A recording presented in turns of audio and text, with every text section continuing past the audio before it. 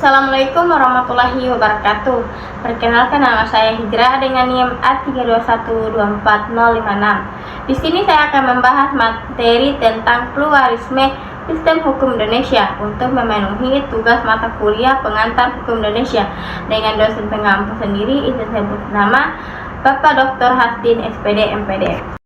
Sekarang kita memasuki bagian A, pengertian pluralisme hukum.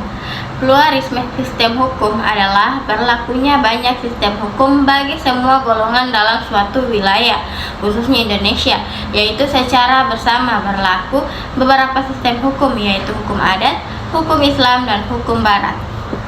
Bagian B, sejarah pluralisme sistem hukum Indonesia.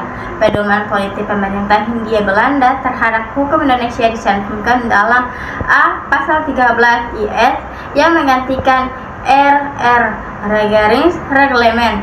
Pasal 75 yang pokok-pokoknya adalah 1.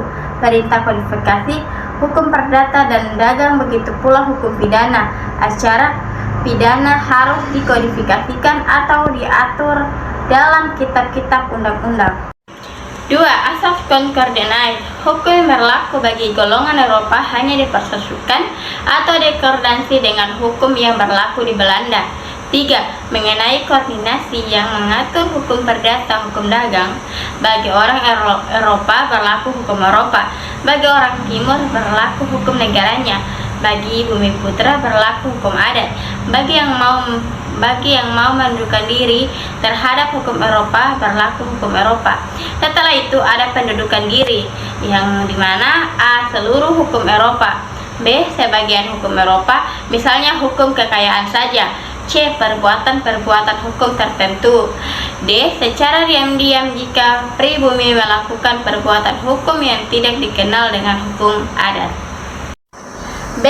Pasal 163 IS. Pembagian golongan pendudukan menentukan 1. Penghuni-penghuni Indonesia dibedakan dalam golongan Eropa Bumi Putra dan Timur Asing dengan hukum yang berbeda.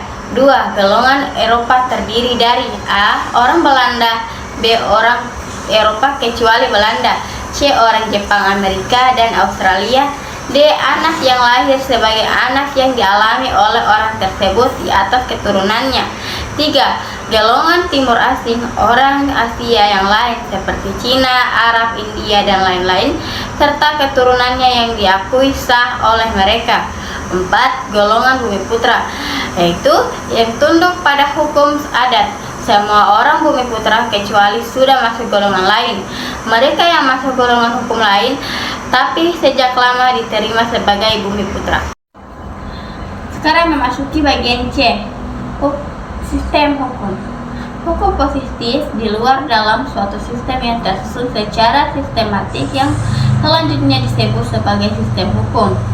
Di dunia ada banyak sistem hukum, diantaranya yang terbesar adalah sistem hukum Eropa kontinental, sistem hukum Anglo-Amerika, sistem hukum Islam, sistem hukum adat, dan selanjutnya asal-usul Eropa kontinental.